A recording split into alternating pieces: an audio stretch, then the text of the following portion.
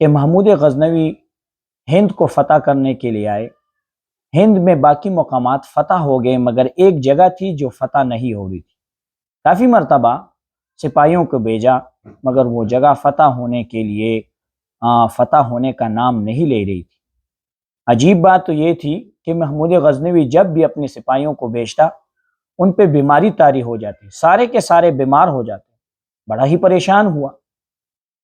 پتہ کرنے پہ پتہ چلا کہ جب وہ اپنے سپاہیوں کو ہند کی اس جگہ پہ بھیجتا ہے جہاں اس نے اس جگہ کو فتح کرنا ہے، تو ان ہندوؤں کے مشہور لوگ جو مذہبی پیشوا ہیں وہ ایک اونچی جگہ پر بیٹھ کے یہ سوچتے رہتے ہیں کہ ان کی فوج بیمار، ان کی فوج بیمار، ان کی فوج بیمار۔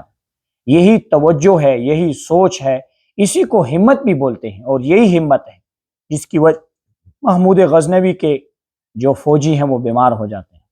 محمود غزنوی کو جب اس قصے کا پتہ چلا، اس فلسفے کا پتہ چلا کہ بھائی یہ ہمت، عجیب ہمت، محمود غزنوی نے سوچ بچار کرنے کے بعد اپنے سپاہیوں میں سے ایسے سپاہی جو مذاق کرنے والے تھے، جو ہنسنے والے تھے، جو خوشی کرنے والے تھے، ان کو جب بھیجا دوبارہ ہند میں، تو محمود غزنوی نے کہا کہ آپ نے سب سے آگے چلنا ہے، اور ان کے ساتھ ڈھول وغیرہ کہ ان کے ساتھ ڈھول وغیرہ بھی بجاتے جائیں، باقی فوجی ان سے کافی دور ہوں گے، یہ سب سے آگے ہوں گے۔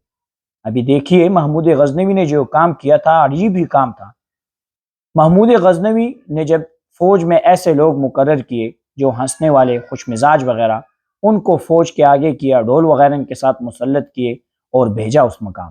جب وہ اس مقام پہ گئے تو جو اوپر ان کے مذہبی پیشوا بیٹھے ہوئے تھے، جب وہ توجہ کرتے تھے تو ان کی توجہ ہٹ جاتی تھی، کیونکہ وہ خوشی خوشی اور اسی طرح مذاق وغیرہ کچھ ایسی حرکتیں کرتے تھے جن سے ان کی توجہ برابر نہیں ہو رہی تھی۔ اسی توجہ نہ برابر ہونے کی وجہ سے ان کی ہمت پسپا ہوئی، مسلمانوں کو شکست ہوئی۔ یہ ایک ہمت تھی۔